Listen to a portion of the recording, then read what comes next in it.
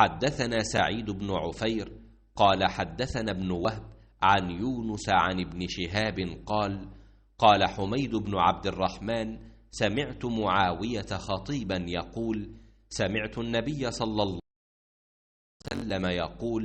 من يرد الله به خيرا يفقهه في الدين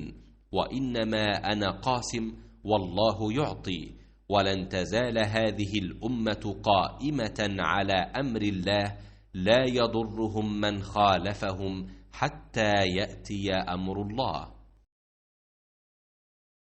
रसूल अल्लाह सल्लल्लाहु अलैहि वसल्लम ने फरमाया, जिस शख्स के साथ अल्लाह ताला भलाई का इरादा करे उसे दीन की समझ इनायत फरमा देता है, और मैं तो महज तक़सीम करने वाला हूँ,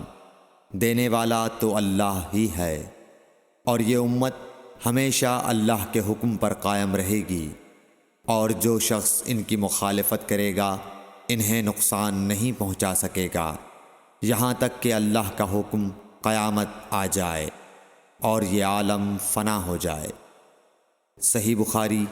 हदीस नंबर 71।